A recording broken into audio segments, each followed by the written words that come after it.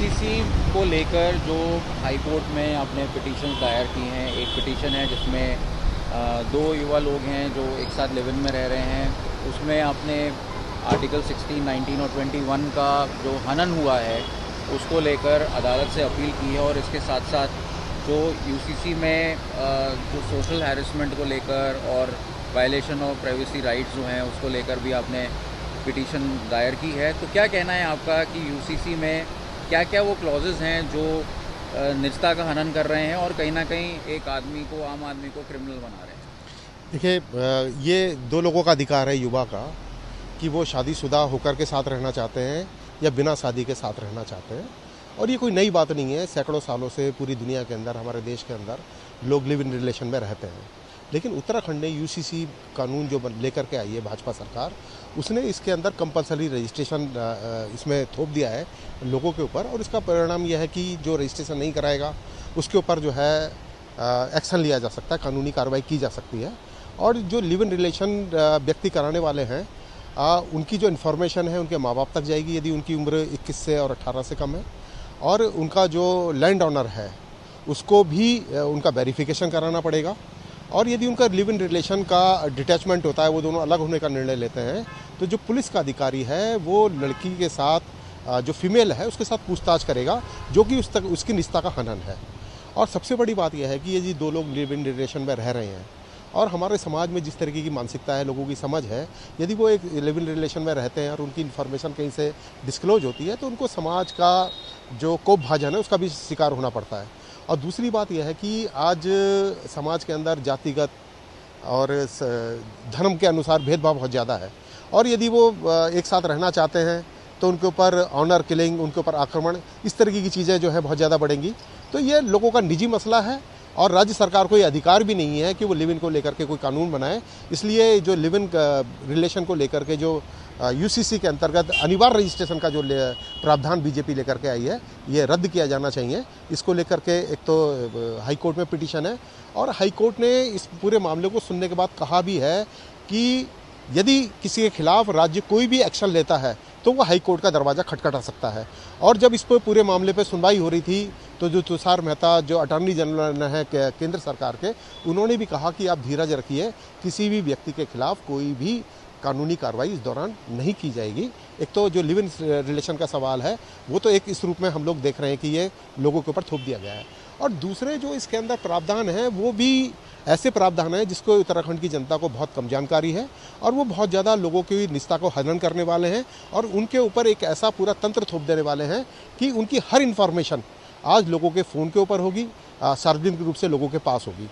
और इसके अंदर जो भी व्यक्ति उत्तराखंड के अंदर, चाहे उन्होंने 2010 से पहले शादी की है या 2010 के बाद शादी की है या 27 जनवरी 2025 के बाद शादी की है, सबको लिव इन में रजिस्ट्रेशन कराना अनिवार्य है। यदि किसी व्यक्ति की उम्र 90 साल है और उसने आज से 40-60 साल पहले, 70 साल पहले शादी की है तो उसको भी रजिस्ट्रेशन कराना पड़ेगा। और इसमें जो शादी की उम्र है वो 18 और 21 लिखी गई है। और हम लोग देखते थे कि पुराने ज़माने में 16 साल में, 18 साल में, 15 साल में बच्चों की शादियां हो जाती थी, तो उनके अब रजिस्ट्रेशन कैसे होंगे, ये एक बड़ा सवाल है। और दूसरी बात यह है कि इसमें तलाक का भी आपको रजिस्ट्रेशन कराना है। इसमें यदि आप विधवा हैं या आपका लाइफ पार्टनर की डेथ हो गई है तो उसका भी रजिस्ट्रेशन आपको कराना है। यदि आपके बच्चे हैं तो उनका आपको जन्म प्रमाण पत्र के साथ रजिस्ट्रेशन कराना है। और ये 16 पन्ने का जो फार्म है इसके अंदर आपको अपना आधार कार्ड के साथ जो लिंक्ड फ़ोन नंबर है वो उसकी इन्फॉर्मेशन आपको देनी है। जबकि सुप्रीम कोर्ट का पुट्टास्वामी जजमेंट ये कहता है कि आपका आधार केवल सरकार उन्हीं जगह पर मैंडेटरी लगवा सकती है जहां पर आप सरकार से कोई वेलफेयर स्कीम के तहत कोई सब्सिडी मांग रहे हैं। लेकिन उत्तराखंड की सरकार ने उस पुट्टास्वामी जजमेंट का और जो आर्टिकल 14, 19 और 21 है उसका उल्लंघन करते हुए आधार को कंपलसरी कर दिया है। और इसलिए इसको हमने हाई कोर्ट के अंदर चैलेंज किया है कि इसको रद्द किया जाना चाहिए। और दूसरी बात यह है कि भाई यदि कोई व्यक्ति रजिस्ट्रेशन नहीं कराएगा तो इसका सेक्शन 20/5 ये कहता है कि जो जन कल्याणकारी योजना है उससे भी इसको जोड़ दिया गया है। तो आने वाले टाइम में हम लोग ये देखेंगे कि सरकार कहेगी यदि आपको वृद्धा पेंशन चाहिए तो उसमें आप यूसीसी का रजिस्ट्रेशन नंबर लेकर के आइए। यदि आपको जो हेल्थ कार्ड है उसकी फैसिलिटी चाहिए तो आप यूसीसी का रजिस्ट्रेशन लेकर के आइए।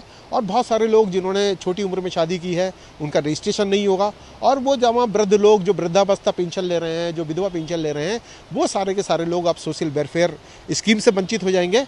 और लोगों की जो निजी जानकारियाँ हैं वो आज सरकार तक, पुलिस तक और लोगों तक पहुँचाई जाएंगी। ये इस रूप में एक बहुत खतरनाक यूसीसी के रूप में कानून उत्तराखंड के अंदर बीजेपी सरकार लेके आई है। और एक कानून में एक प्रावधान जो उत्तराधिकार कानून है उसमें जो मुस्लिम धर्म के अंदर जो अच्छी परंपराएं हैं उनको भी प्रतिबंधित कर दिया है। जैसे 2005 में उत्तराधिकार कानून में ये कहा गया कि लड़का लड़की को बराबर प्रॉपर्टी का राइट होगा, लेकिन अब देश के अंदर जो डाटा पिछले दिनों में रिलीज हुए हैं तो जो लड़कियां हैं, जो फीमेल हैं, उनके पास केवल 13% प्रॉपर्टी है, 87 आदमियों के पास है। और जो वसीयतें होती हैं, वसीयतों में ज़्यादातर लोग अपनी बेटियों को संपत्ति में उत्तराधिकारी नहीं बनाते, बेटों को बनाते हैं। लेकिन मुस्लिम धर्म में जो कोई पिता है या माँ है वो अपनी संपत्ति का केवल 1/3 हिस्सा वसीयत में दे सकती है, बाकी हिस्सा बेटों में और बेटियों में बंटता है, और बेटियों को 1/4 मिलता है, लेकिन मिलता है। और जो तमाम तरीके की जो लॉ कमीशन है वो पहले भी कह चुका है कि जो उत्तराधिकार कानून है उसमें बेटियों को कैसे कंपलसरी प्रॉपर्टी में हिस्सा मिले, इसका प्रावधान सरकार को करना चाहिए, लेकिन इसको दरकिनार कर दिया गया है। और सबसे बड़ी जो इसमें दिक्कत तलब पहलू यह है कि जितनी भी वसीयतें हैं अब ऑफलाइन नहीं होंगी, सब ऑनलाइन होंगी। और ऑनलाइन वसीयत का मतलब यह है कि कोई भी बच्चे अपने बूढ़े माँ बाप के ऊपर दबाव बना करके वीडियो के सामने उन्हें बैठा करके कागज़ पे साइन करा करके उनकी संपत्ति अपने नाम करा लेंगे। यदि किसी वृद्ध के 2 बेटे हैं तो पहला एक बेटा संपत्ति अपने नाम कराएगा, फिर जब दूसरे के यहाँ जाएगा तो वो कहेगा कि ये वाली संपत्ति अपनी बिल खारिज कर, अब नई बिल मेरे नाम लिखा। और ये जो बड़े बुजुर्ग लोग हैं उनके ऊपर एक नए तरीके का जो है एक उत्पीड़न का औजार जो है ये यूसीसी के रूप में लाद दिया गया है, और इसको रद्द किया जाना चाहिए। पब्लिक को इसकी बारीकियों को समझना चाहिए, और यही हम यहाँ पर कहना भी चाहते हैं।